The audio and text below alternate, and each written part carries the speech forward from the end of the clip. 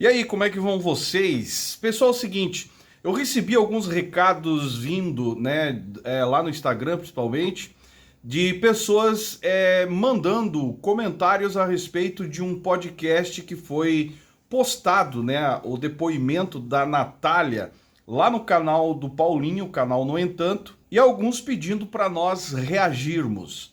Esse depoimento é da Natália, que teve uma experiência de abuso de um pastor da Assembleia de Deus, e o depoimento dela faz parte de um contexto de outras vítimas desse mesmo pastor, que está dentro de um caso que já está em processo. E detalhe, o pastor, segundo as informações, ainda está ativo, tentando se defender. Se você tem estômago e não conhece o mundo gospel nos bastidores, fica até o final desse vídeo e depois deixa o seu comentário aí embaixo. Se você é aquele tipo de pessoa que acha que todo mundo é homem de Deus e que os bastidores é aquilo que eles mostram, né, quando estão em cima de um púlpito, eu já te convido a se retirar do vídeo aqui, porque o nosso papel é alertar e mostrar o que existe por trás nos bastidores. Sem delongas, bora pro vídeo. Mas antes, deixa o seu like aí que é importante, já no começo do vídeo, que dá trabalho para fazer isso. Seu comentário ajuda muito. Se não é inscrito, verifica a inscrição aí, por favor. Se inscreve no canal e bora pro conteúdo do vídeo de hoje. 20 anos foi quando meus pais foram para essa igreja, né? Então, quando eu passava, de vez em quando ele dava um abraço diferenciado. Aí vejo a mão dele, tá nas minhas costas, já estava passando já nas minhas nádegas e tal. Aí eu achava meio estranho. Aí depois foi piorando, porque meus pais se mudaram para morar na mesma rua, né, que o pastor. Então o contato era maior, porque eu tinha contato com os familiares, com todo mundo. Então a gente brincava todo mundo junto, pique-esconde, essas coisas todas. E acabava que ali começou a facilitar para ele, né? Então, da passada de mão já começou a piorar. Porque na nossa igreja era uma assembleia muito rigorosa. Não poderia usar shorts, não podia usar calça, porque era pecado usar calça. Então, tínhamos que estar sempre de saias, né? Eu me lembro que em algumas situações, né, que ele falava, eu quero você no primeiro banco.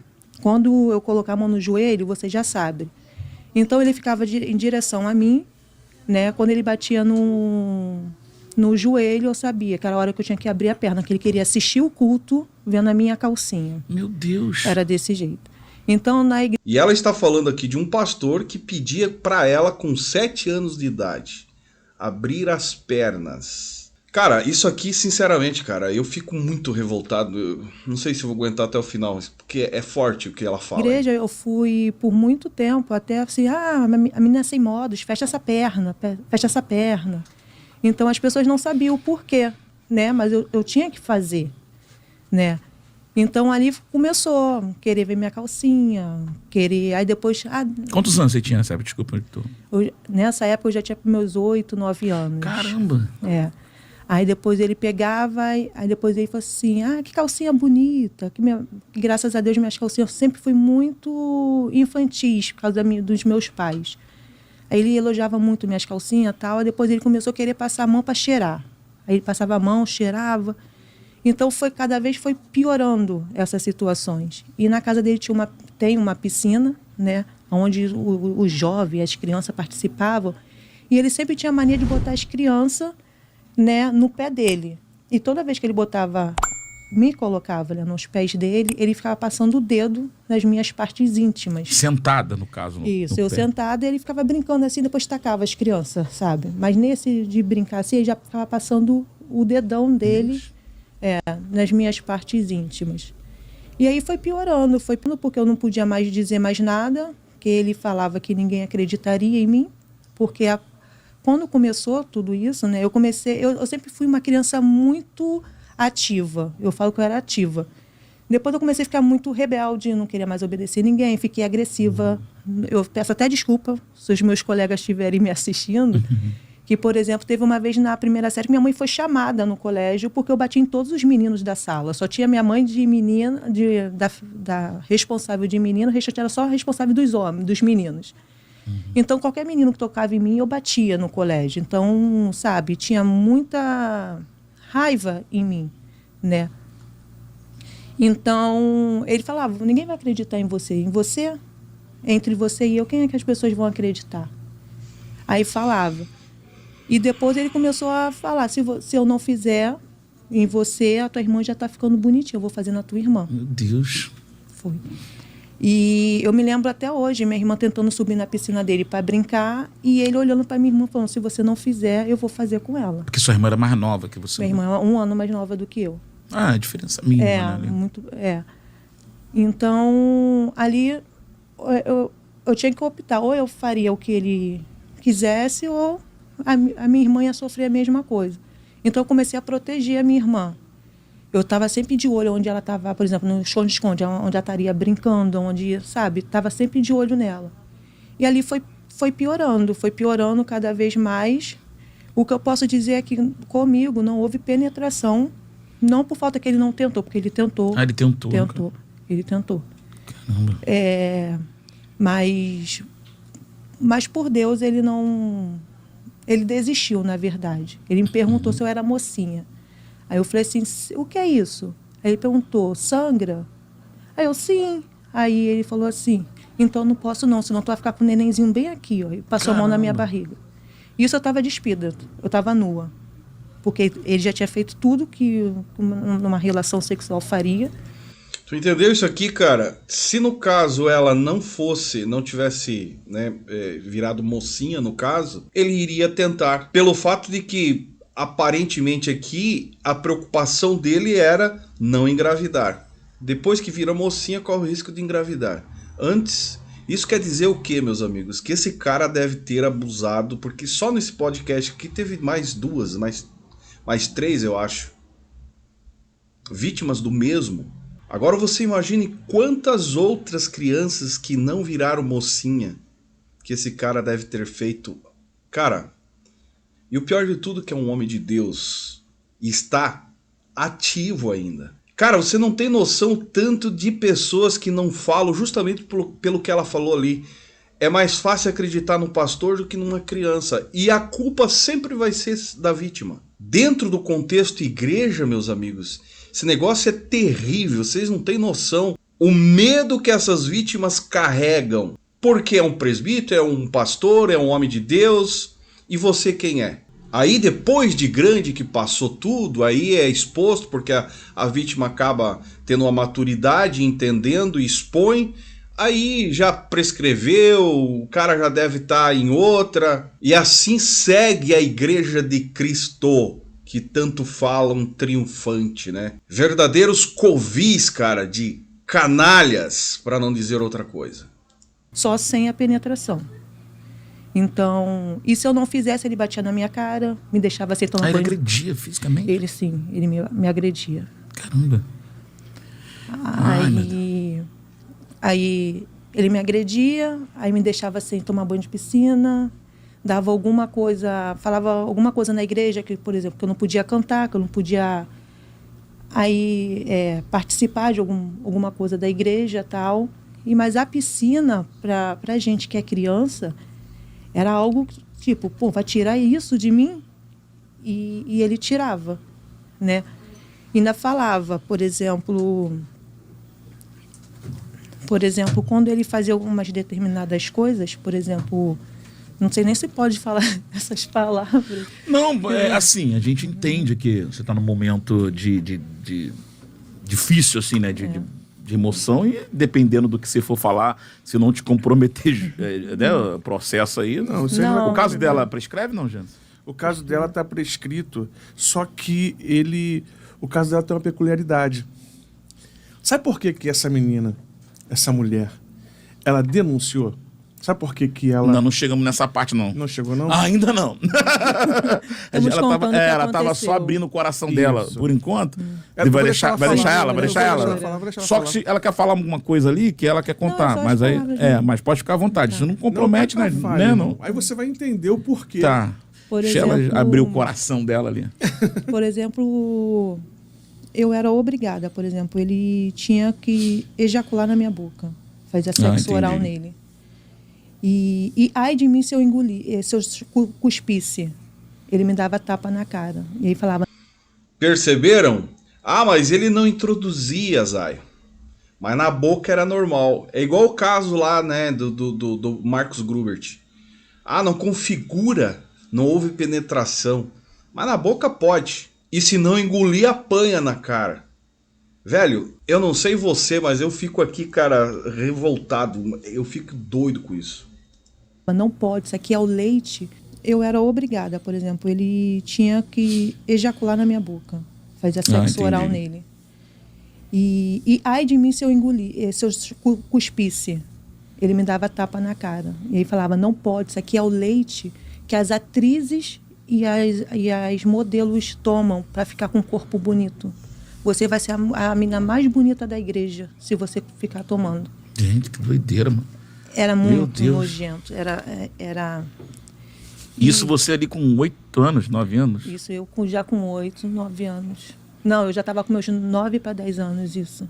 Caramba. Na verdade, o que eu falo é que comigo e com ele houve tudo. Quando houve, ele tentou fazer a penetração anal. Eu falei que estava me machucando, tal, não podia. E depois ele tentou o normal, foi quando quando ele perguntou se eu era mocinha, e ele falou que não podia. Aí ele ficou com medo de ter uma gravidez. Isso, né? E eu ficava paralisada. Tem até um episódio que eu pegando uma van, tinha um senhor do meu lado, ele ficou, eu vindo do trabalho da Taquara, ele ficou passando a mão na minha coxa. Eu fiquei totalmente paralisada, eu não consegui ter reação. A mesma reação quando eu tinha quando eu era criança. Cara, tem que dar os parabéns pra Natália aqui, velho. A Natália corajosa. Ah, se todas as vítimas desse contexto evangélico fossem corajosas, igual ela. Você tem noção a gravidade, o impacto que isso leva, que a criança leva, velho, na mente? Criança foi a mesma que eu tive. Graças a Deus que o cobrador olhou. Colega, tá acontecendo alguma coisa contigo aí? Quer que eu resolva? Aí meu olho encheu de lágrimas e fiquei olhando para ele assim, ó. Sabendo o que fazer. Não, e era assim que eu ficava com ele. Ele faz isso, eu fazia. Era isso. Ele me botava sentada nu na frente, com ele também nu. Quando a mulher dele engravidou, ele falava, você agora é minha namoradinha, porque eu não posso fazer nada com a tia fulana, né? Caramba. Porque eu vou machucar o neném. Então você agora é minha namoradinha. Eu não quero ver você de papo com porque E ele brigava comigo se eu ficasse perto dos meninos. Caramba. Na igreja. Então foi tudo muito difícil. Isso porque eu tô contando. Cara, se alguém souber o nome desse cidadão, eles não falam quem é o pastor, só falam que é da Assembleia de Deus. Mas se alguém souber quem é, eu faria questão de estampar a cara desse cidadão aqui, velho. Vocês sabem que de processo eu não tenho medo. Quantas vítimas esse cara fez? E o pior que está ainda, velho, nativa, segundo as informações. Se isso aqui não te deixa furioso contra esse contexto, esse sistema maligno, nesse meio evangélico, sinceramente, meu amigo, você precisa rever seu conceito de ser humano. Contando por alto, né? Até na delegacia, o investigador, né, falou, meu Deus, 7 páginas. Eu falei isso porque eu ainda não contei muita coisa. Caramba. Verdade. Mas foi terrível. E era triste, porque uma vez a mulher dele era minha explicadora.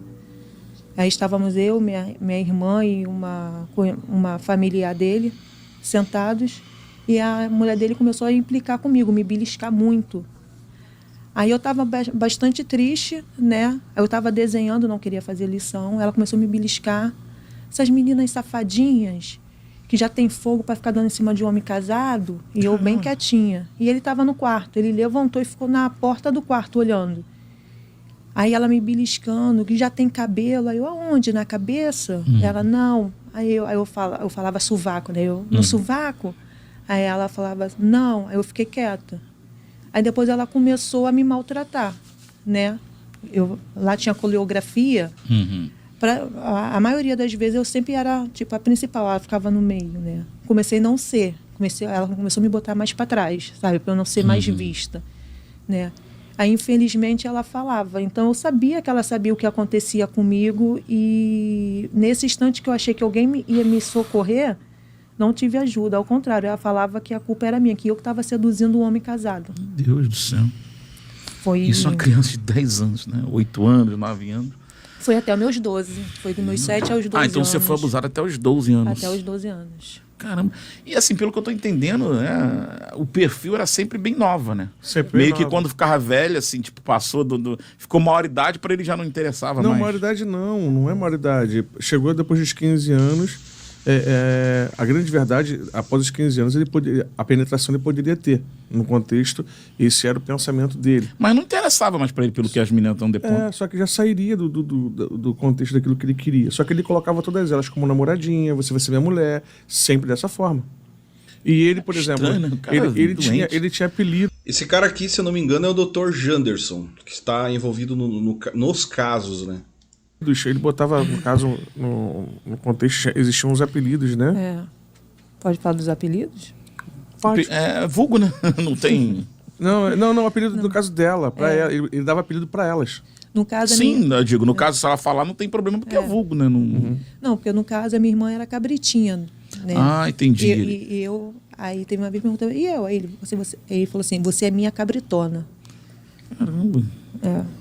E vocês tinham uma diferença mínima de idade ali, né? 1 ano. Era 1 ano. Mas ele abusava da sua irmã também, não? Não, graças a Deus não. Já perguntei a ela falou que com ela não. Porque ele sempre teve essa brincadeira de colocar ela no pé, jogar assim na piscina, essas coisas todas, mas que nunca fez nada, não. E graças a Deus. Porque eu passei. Hoje você está com quantos anos? Desculpa. Hoje eu tenho... A questão é que a maioria das vítimas se perguntam para si, ou quando tentam desabafar para alguém que é próximo do abusador, para que se expor? Para que você vai se expor assim? É vergonhoso se expor. Por isso que eu dou os parabéns para a Natália aqui, velho, porque, olha, tem que ter coragem, tá? E vou dizer uma coisa para você. Você, mulher que foi abusada e não tem coragem de se expor, eu gostaria que você pelo menos contasse a história sem dizer o nome, mandasse um e-mail anônimo para mim. Eu vou fazer questão de ler aqui. Eu sei que existe muitas histórias, cara. E você pode desabafar através de um e-mail anônimo. A Natália aqui teve coragem de dar a cara a tapa, né? E fala que a irmã não foi. Mas eu fico me perguntando, será que não foi? Será que não é mais uma da que guarda para ela e leva isso para a sepultura? E deixa o abusador livre por medo? Esse contexto, meus amigos, é complicado. Sim. Já passou bastante tempo também. Passaram 20 anos. Aí o Janus falou ali na questão da denúncia. 20 anos depois, aí o que te levou assim a denunciar essa história toda? Então, eu tinha... Né, Aperta o cinto. Eu tinha um contato com a família dele, porque eu fui criada no meio deles, então acabou que eu tinha eles como minha família, muito mais até de sangue, porque eu tinha muito mais a proximidade com eles. Então, se eu não me engano, foi um aniversário, um bolinho que teve ali, e eu levei meus filhos para ir para lá. Então, só que porque eu fui criada assim, todo mais velho você tem que dar benção. Sim. Né? Então, mesmo depois de tudo isso, eu ainda dava benção para ele. Benção, fulano. Eu sempre dei benção. E ele passou, aí ele falou, cabritinha, cabritona, eu falei assim, benção. Aí ele deu benção. Aí ele falou assim, pô, alguém me ajuda a abrir o portão aqui para eu sair com o meu carro. Aí eu falei, pô, Natália, vai lá. Aí eu fui. Na hora que eu fui, ele falou assim, cadê ali a sua filha? Minha filha tinha 7 para 8 anos. Meu Deus do céu. Aí ele falou, aí eu falei assim, Aí ele, nossa, ela parece muito com você, né? Já tem uma bundinha grandinha, né? Uma coxa grande. Minha filha tava de macacão, mas até o short. Minha filha nunca usou roupa curta que eu não gosto, né? Aí ele, já tem bundinha, já tem uma coxa grande, né? Aí eu olhei assim e fiquei quieta. Ela, nossa, parece muito com você na sua idade. Aí ele falou assim, faz lembrar você, na época que nós brincávamos. Você lembra que a gente brincava? Isso foi em 2018. Por tempo, né? Então eu fiquei paralisada, eu fiquei totalmente sem reação novamente, como se aquela criança de 7 anos tivesse voltado. Aí eu fiquei paralisada, sem saber o que fazer. Eu falei assim, agora não posso. Se ele falou isso para mim, é porque ele continua fazendo isso. E ele tem o prazer de falar, olha, eu me lembro de você. Então foi quando eu comecei a procurar na internet leis, se eu ainda poderia ir denunciá-lo. Mas como é só ir na 35? É só ir na polícia? Não, então eu vou fazer mais o quê? Então foram anos que eu fiquei. E nisso eu comecei a contar para algumas pessoas. Poxa, o fulano fez isso comigo. Poxa, olha só. Então eu fui começando a descobrir que existiam outras vítimas. Entendeu? Aí quando eu vi uma postagem falando sobre esse instituto, eu falei assim, eu vou mandar mensagem. Vamos ver qual vai ser, o que vai acontecer. Mandei mensagem e em 2 dias eles já me responderam, já mandaram o telefone, vem para cá, vamos conversar pessoalmente. E eu fui acolhida de uma forma incrível. Aí passei para as meninas, olha, gente, encontrei um instituto, sabe, com ajuda psicológica, com ajuda jurídica, tudo. E fui falando com uma por uma. Né? Não são só elas, temos outras também, tá? Que passaram pela mesma situação. E depois nós conversando, temos relatos de pessoas de 30 anos atrás. Meu Deus! Que foram vítimas dele. 30 anos atrás. Como eu te falei. Cara, assim, a impunidade desses anos todos é que me impressiona. Uma coisa eu vou dizer. Se as lideranças fossem um pouco mais sérias, tudo que entra financeiramente em muitas igrejas não seria o suficiente para pagar, que seria um dever da igreja pagar psicólogo, né, para as vítimas. Mas não teria dinheiro, entrada de dízimo e oferta suficiente para pagar psicólogos pelo tanto de vítimas que existe, cara. A impunidade dentro desse contexto, vocês não têm noção. Tudo em nome de não podemos escandalizar a obra de Deus. É você a culpada. Acho que se escondendo atrás da Bíblia, né? Porque aí é uma questão religiosa, né? Que a galera meio que segura. E é incrível, porque se ele conversar aqui com você, você compra ele. Não, aqui não, pelo amor de Deus, né? Amarrado. Não, mas a forma dele falar é uma coisa que ele seduz as pessoas. Ele é professor de teologia. Ele é bom de lábio, então.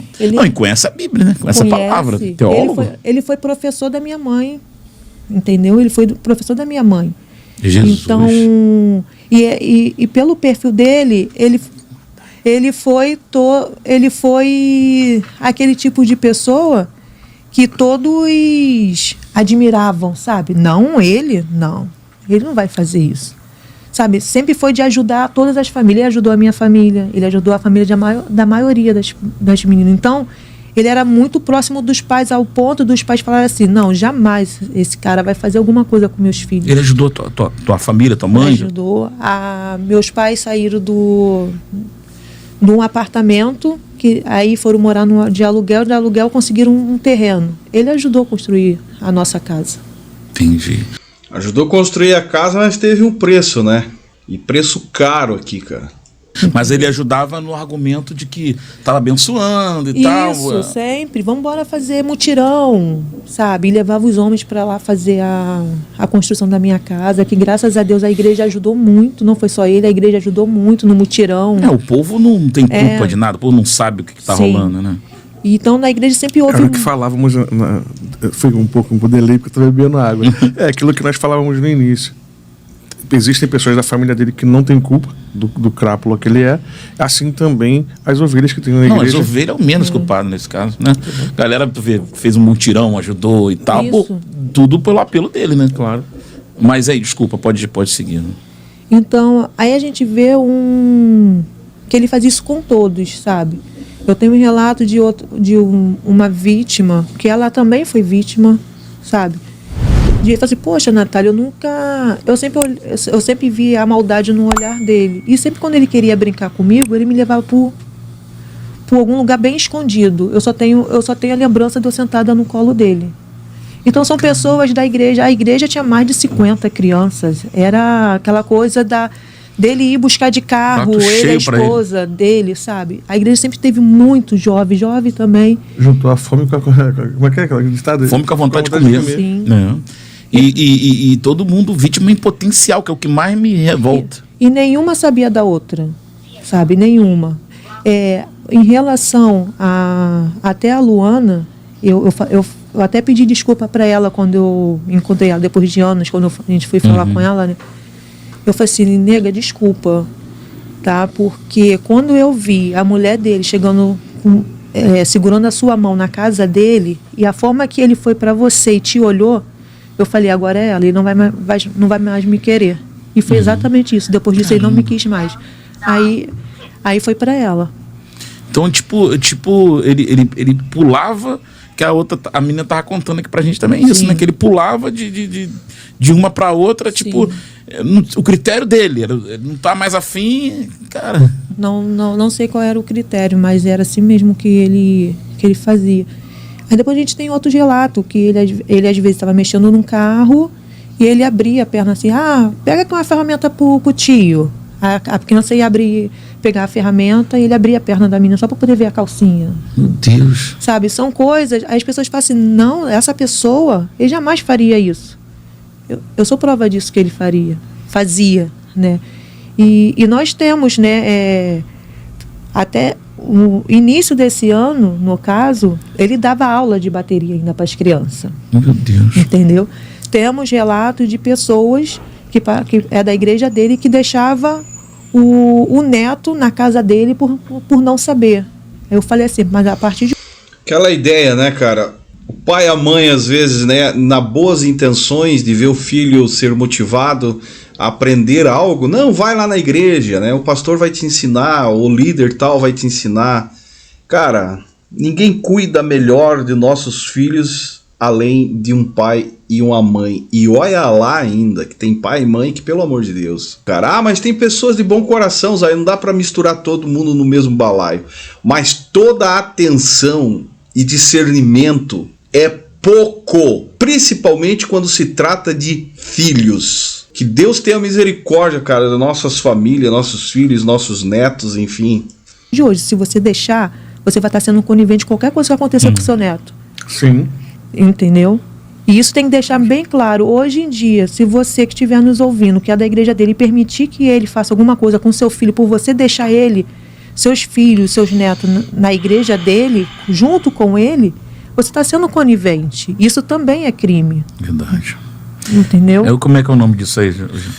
Existe a lei Riborel, ao qual, se você sabe que uma criança está passando por algum tipo de situação de perigo, alguma situação, e você não relata, você também pode ser julgado com relação a isso. Entendi. Então tem que partir para dentro, denunciar, tirar da situação de risco, porque é responsabilidade de todo mundo. Eu achava ele tão doentio que ele fazia as coisas comigo e depois ele ia para a igreja, juntava os jovens e os adolescentes, vamos conversar sobre sexo. Não pode beijar na boca. Aí eu comecei e falei assim, não pode beijar na boca. Mas ele beijava a minha boca.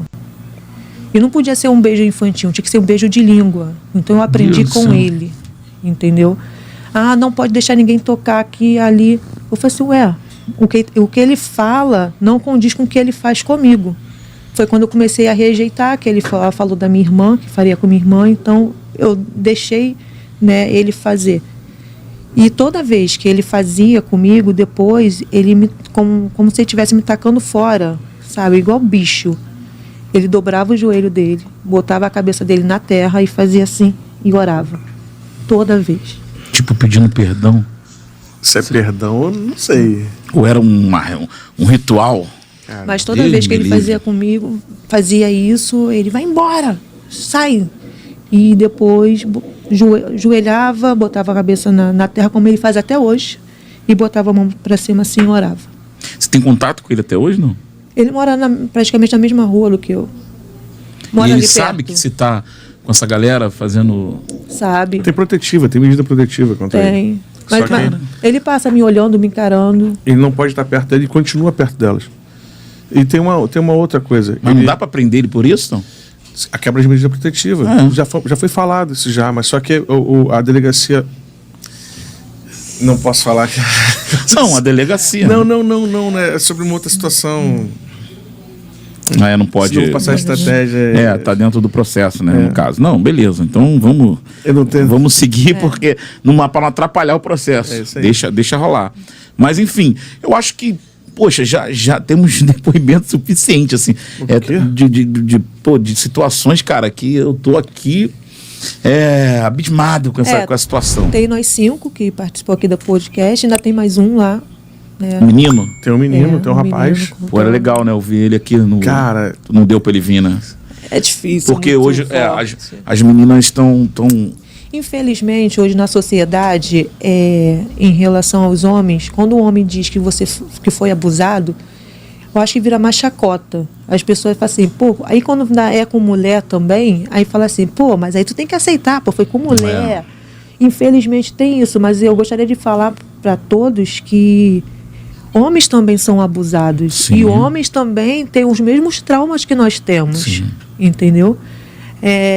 As pessoas acham que não, mas sim, os homens também. Eu conheço diversos homens que depois que eu fui conversando com uma galera, com amigos, até mesmo quando eu trabalhei numa empresa bem grande, atento, a quantidade de homens, sabe, que já foram abusados, eu fiquei impressionada. E as pessoas falam, pô, e a gente não pode nem falar dos nossos traumas. A gente não pode falar, porque as pessoas não conseguem entender que isso também nos dá trauma, sabe? Imagina. Então é muito difícil. Tanto para homem quanto para mulher.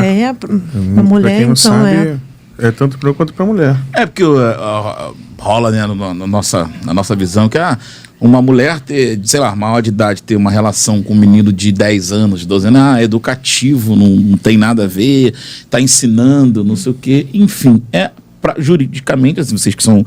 É a mesma coisa, né? É o mesmo... Às vezes Isso. pode ficar meio... Entendeu? Então, aquela coisa de sentir falta, porque eu já sentia vontades, né? Porque o meu corpo o corpo vai se acostumando, mesmo que a mulher não queira, o corpo vai se acostumando. Então, aí a adolescente, então, os pais que estão vendo isso, se tua filha ainda está muito novinha, quer usar short curto, quer se mostrar, né, nas redes sociais, quer dançar danças inapropriadas, atente a isso. Por que minha filha está querendo ser assim? Porque minha filha, a das amiguinhas, mãe, vou dançar essa música aqui e vou postar no meu Instagram. Mas por quê? Olha essa letra aqui. Aí ela, mãe, mas é só uma música. Eu falei, filha, essa letra aqui, você está chamando os homens para olhar para você. É isso que você quer para você? Tu quer que os homens olhem para você dessa forma, como se você fosse uma mulher adulta? Não, mãe. Aí então todo mundo vai dançar.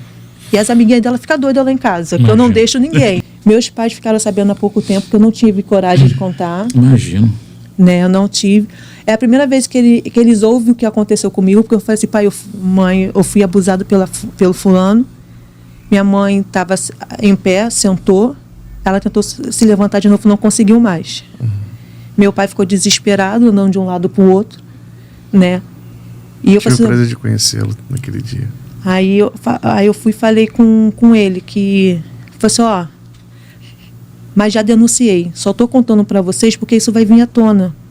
E vocês precisam ouvir da boca da sua filha.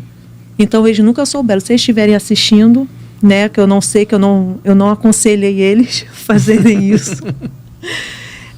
Mas se eles estiverem assistindo, quero dizer que eu amo muito vocês. Vocês nunca tiveram culpa de nada.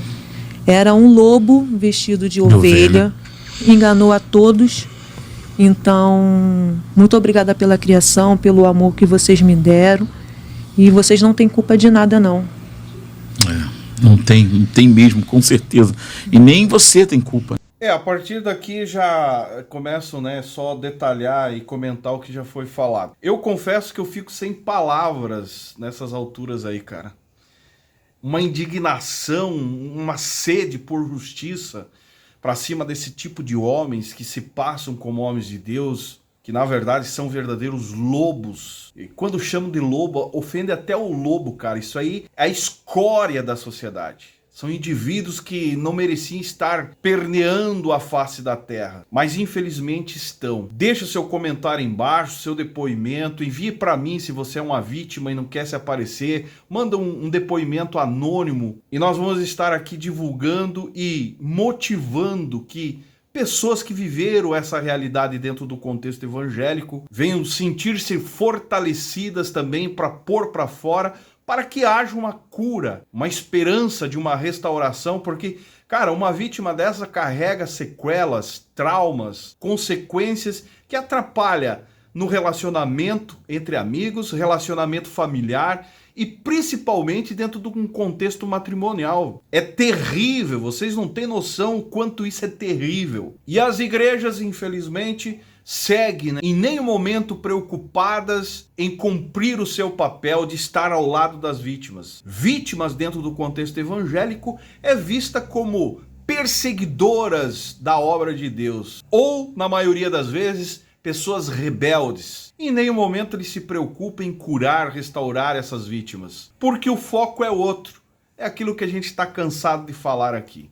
Encerro por aqui, deixe seu comentário aí embaixo. Esse era o vídeo de hoje. Para quem mandou aí, pediu para nós comentarmos, agradeço de coração. E parabéns ao podcast Raiz Gospel também. Está lá o podcast, tem 4 horas, né? O podcast, mais de 4 horas.